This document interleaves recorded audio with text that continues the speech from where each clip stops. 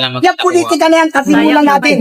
Napag-iiwanan na tayo sa Asian country, na dati tayo nangunguna. Ngayon ano? Pinapastos ng mga OFW natin sa labas ng bansa.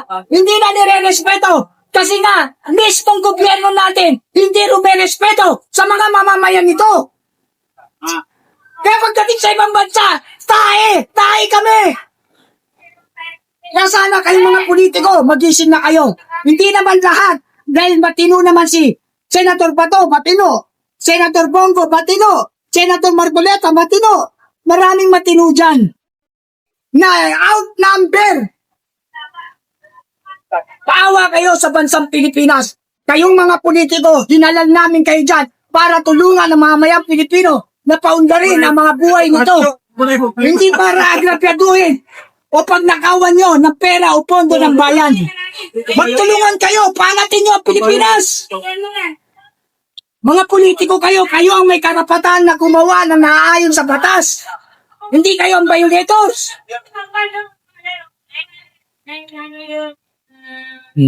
Sir, mabalik tayo doon sa ginagawang investigasyon dito sa flood control natin. Kanino ba or sino ang mas pinagtitiwalaan nyo? Yung bang investigasyon sa Kongreso or yung investigasyon ng Blue Ribbon sa pangunan ni Senator Marcoleta? Yun. Mas pinagkakatiwalaan ko yung Blue Ribbon under the Senator Marcoleta investigation. Dahil yun ay may prinsipyo para sa bayan at mamayan. Hindi ako magtitiwala sa independent panel na sila rin ang may likha. Dahil sila rin ang ugat kung bakit may anomalya sa flood control project. Ginagawa lang nila magkaroon ng independent panel for investigation for flood control para makontrol din nila ang investigasyon at matago ang mga tunay na salarin. Doon ako magtitiwala sa investigasyon ng Blue Ribbon Committee ni Senator Marcoleta. I trust Senator Marcoleta to fight and concern for Filipino people. Sir, naniniwala ka ba na parang ito, Sarsuela, yung nasa Congress? Opinion mo lang. Anong ibig sabihin? Muro-muro ka. Investigasyon nila Marcoleta? Hindi yung sa Congress. Sa Congress, talagang muro-muro yan. Etong kay Marcoleta, kay Senator sa pagkatarungan pa to eh. Dahil maraming nailalabas dito. Yung sa Kongreso, muro-muro yan. Bakit ko nasabi? Sino ba ang speaker sa congressman? Sa Kongreso, sino ang speaker dyan? Si Tambalos. Sino? Oh, bakit natin paniniwalaan? Moro-moro, tama ka kapatid. Moro-moro ang investigasyon sa Kongreso. Dahil ang pinakaulo sa Kongreso, ayun din ang pinakaugat ng problema natin ngayon. Bakit kaya hindi nila in-actionan ng sinasabi ni Congressman kung palagay mo na most corrupt budget ang 2020? Yes! Most corrupt. Talagang corrupt. Isipin mo, yung sa gintulang natin, inilabas nila sa makin tayo. Pero parang hindi nag-ingay ang ginto. Hindi nga nag-ingay kasi nga lahat sila, halos lahat, hindi naman lahat kasi, halos lahat dyan nakinabang. Kaya walang kikibo. Eto tanong. Pag-usapan natin yung tunay na problema. Yung pagtaas ng tubig natin. Walang mapupulong. Sino bang mga politiko ngayon ang nagmamalasakit dyan? Sa pagtaas ng tubig natin.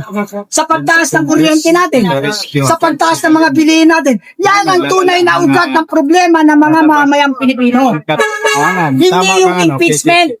Hindi yung pagpapadala kay Pangulong Duterte sa dahig. That is not a problem of the Filipino people. Yung katotohanan That is another creation of problem.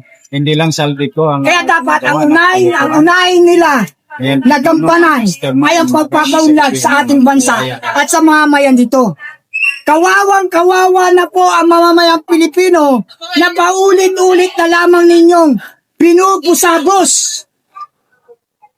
Nanakawan. Tama no, kasi bakit uunahin nila yung batas? Para sa pagpapababa ng edad, kung may mas priority, Yes! yung sinusulong ni Marcolita, Yun! Pwede yun! Sir, dun sa sinusulong po nila na panukalang batas na gusto nila pababain yung Kanta na lang ako. kandidato ng pagkapangulo tsaka ng senator.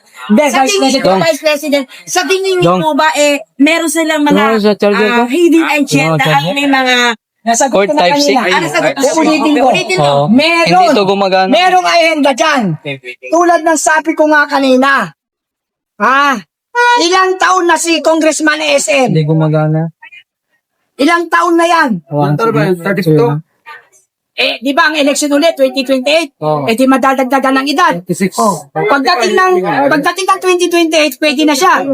He is entitled to run as a vice president. So yan pala yung parang... Yes! Yes, yan! Ako, nagre-research. Hindi ako basta-basta nagsasalita ng walang grounds. Pinag-aaralan ko rin ngayon ang galawan sa politika. Sir, tanong ko lang sir, di ba nasama ka sa 1980s? Yes! Loyalist. Isa ako sa 1980s original Marcos loyalist. Duterte kami ngayon.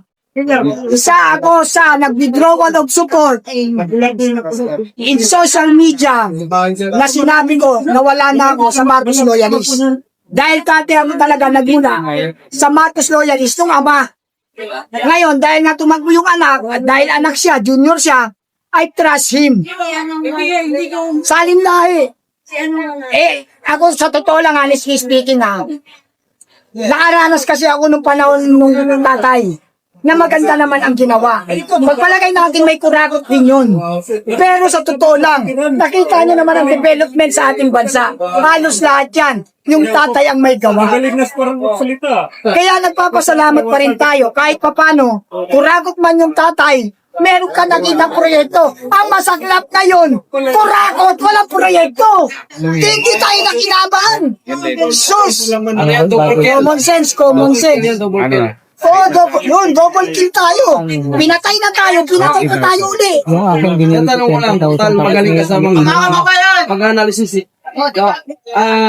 Sir, ano bakit parang sinisintrohan ang Diskaya ngayon?